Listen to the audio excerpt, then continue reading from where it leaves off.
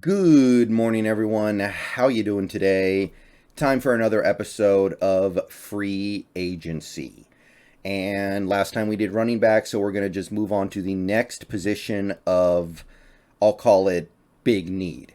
And as of right now, tight end is certainly a big need. Our number one tight end on the roster right now is Colby Parkinson, and the only other one we have is Tyler Mabry. Neither of those guys should be playing any more than 10 snaps a game in 2022 in all likelihood. So we need some work there. And I know that some people say, oh, Wilson doesn't use his tight ends anyway. Why spend on a tight end? You still need to do better than Colby. No disrespect to Colby, but he hasn't done anything yet other than throw some decent blocks. So we definitely need to do better than what we have. And I want to bring back Gerald Everett and Will Dissly, but we don't have to. And the main reason why we don't have to is there are a ton of interesting quality tight ends in free agency this year. The tight end free agent market is flooded with guys. And what that means is not only do you have a lot of options to choose from, it means that some guys are going to fall through the cracks and not get any money. So this is an opportunity to capitalize on I guess you could call it a market inefficiency. So if we decide to not bring back Everett, or if we decide to bring back Everett but not Dissly, and then we go, let's get better than Will Dissly at tight end too, we have options. You could let both guys go and then sign two tight ends. The possibilities are pretty endless here, and I'm going to read off some names that are interesting, but I personally am not that interested as of right now, just to give you an idea of how deep this is. You've got Zach Ertz, you've got CJ Uzoma, who I'm only not interested in because, of course, the Bengals are going to bring him back. Rob Gronkowski, if he doesn't retire, which he probably should. Jared Cook, Evan Ingram, Ricky Seals-Jones, Robert Tonyan Jr., Max Williams, Jimmy Graham. It is a massive collection of quality free agent tight ends. So we're going to talk about some of the guys who I do like, but don't get it twisted here. There's more than just this that I like. I could have spent some time talking about Tyler Conklin. I kind of like him. Mo Alley Cox would be pretty good. I think he's a talented enough tight end. But I wanted to keep this to the guys that I was really intrigued by. But there are options all over the place. So down in the comments when you're done with this video, let me know who you like. You can probably find somebody here that you would really be into for a good price. Okay, so the first guy who catches my eye on this list is David Njoku, about to turn 26, just finishing up his stint with the Cleveland Browns.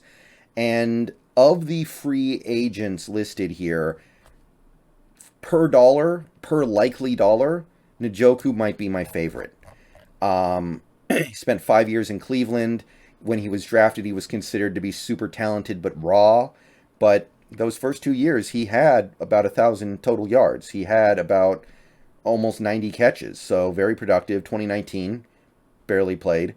Last 2 years, he's been a little quiet. You haven't seen him blow up the way you maybe would have hoped after the first 2 years. But he's had to play with Baker Mayfield. What do you want from the dude? We all saw what Odell did when he got out of Cleveland. So honestly, I'm looking at 36 catches for almost 500 yards and 4 touchdowns in 2021. And I'm thinking, for a guy playing with Baker Mayfield, that's probably pretty good. And I know people are going to say that, well, Wilson doesn't really find his tight ends better than Mayfield does, but maybe if you get him the right guy, that could change. And I have a feeling that in this offense, you're going to need to hit the tight ends a little bit more. So I like Njoku a lot. He's young. He's very talented. He might be a depressed asset because in Cleveland, he was being underutilized because they don't have a good quarterback. And as for his potential contract, Spotrac is estimating about 4 years, $27 million. And that would average out to about $6.7 million a year. That's pretty spicy. That's pretty good. That's actually less than I would be willing to pay Everett.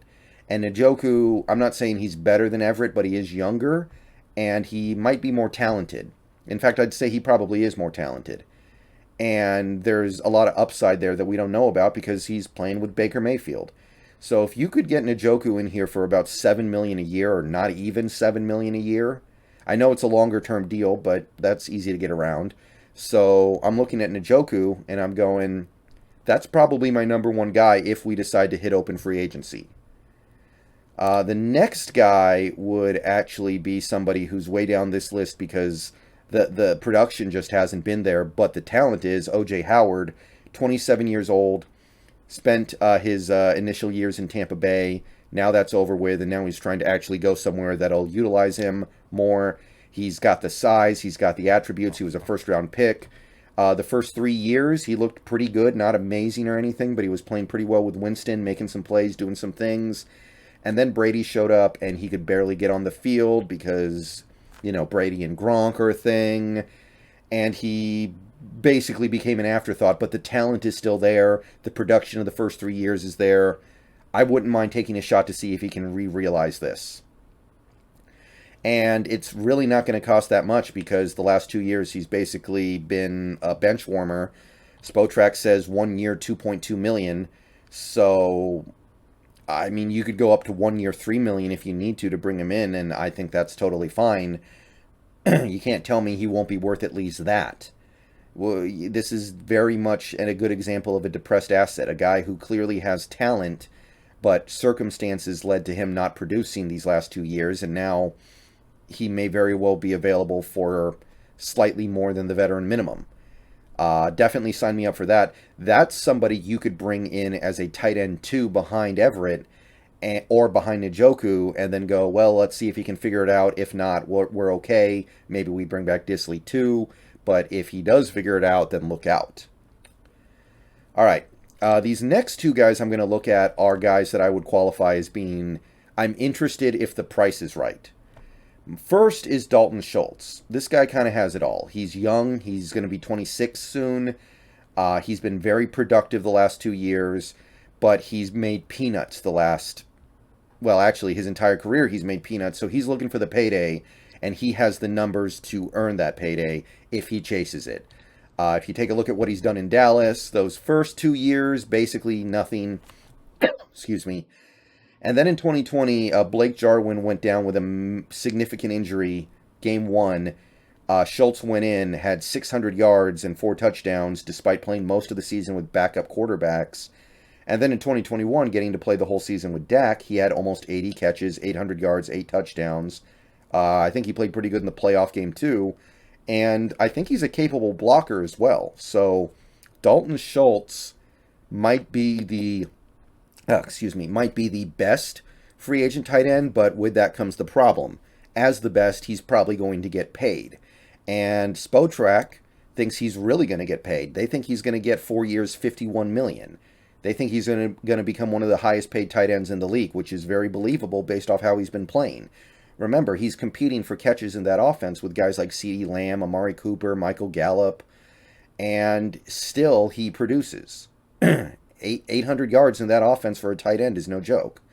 So if he really does go for 4 years, $51 million, I don't think I can do that. I'm already going to be paying Lockett and Metcalf a bunch of money. I can't pay another pass catcher big-time top money, especially when I'm not even 100% sure if he's going to fit in well. But if maybe for some reason, be it the tight end market being so fat, the money isn't there, and this number comes down closer to like $9 million a year, then I start thinking about it for sure, because he's worth that, easy. Next up, we're going to go to another guy who is kind of a if the price is right guy, which is Mike Gesicki. This guy's a lot of fun. This guy is a blast, and I'm so happy he's actually become a productive player in the NFL. One thing I should say is I don't think the Dolphins are going to let him get away, but if they do, very fun and interesting player. He's got that Colby Parkinson size, but unlike Colby, Gesicki has actually produced. The last 3 years, he's been one of the better tight ends in the league catching passes, averages about 60 catches a year for almost 700 yards, tremendous catch radius, and he's playing with quarterbacks that are not that good. He's playing with Tua. He's playing with Jacoby Brissett. If you get him a good quarterback, you might see something a lot better. Because this guy can catch just about anything, yet his catch percentage is not that high. I look at that and I go, I think the quarterbacks might have something to do with that. Now, despite that, he's produced. He had almost 800 yards on almost 75 catches last year. And if Miami doesn't decide to bring him back, it'll probably be because of the cost. So Mike Gesicki, according to Spotrac, is going to get about 11 mil per, 4 years, 44. I don't know if I can do that. Now, if you can bring that down somewhere around 3 years, 24 million or 27 million, maybe even 30, now we're talking a little bit. But I don't know if tight end is an area that I need to break the bank on. I really like Gesicki, but if he's going to go for this much, then I don't know if I can do it. But it's worth a conversation because I like him. Final guy that I want to go over in this video, and this is just kind of like a veteran stopgap option in case you want to, for some reason, kick the can down the road a year, which you shouldn't want to do. But if you do, I kind of like Eric Ebron because he's going to be cheap and he's good. This is a guy who's made a Pro Bowl before, only actually 4 years ago, and he's coming off a year where he didn't play that much, only had 84 receiving yards and 1 touchdown, but even the year before that, he was quite productive, 550 yards, 5 touchdowns. He had 13 touchdowns in 2018, the year he made the Pro Bowl. First round pick, very talented, very capable tight end. He's been productive on 3 different teams in his career, but for whatever reason, not a whole lot of usage in 2021, not a whole lot of opportunities, and you might be able to get him for like 1 year, $3 million, maybe 1 year, $4 million. Not going to be that much. Not coming off a year like this. Not at his age, about to turn 29, which still isn't that old. Feels like he's older than he is. But if you want to do the veteran stopgap thing, I kind of like Eric Ebron. And that's going to do it for this video. There are other guys here we could talk about. Like, I would not at all mind Mo Alley-Cox or Tyler Conklin. But I'm going to keep it to those guys for now. Let me know what you guys think down below. It's a smorgasbord of tight ends. Let's eat.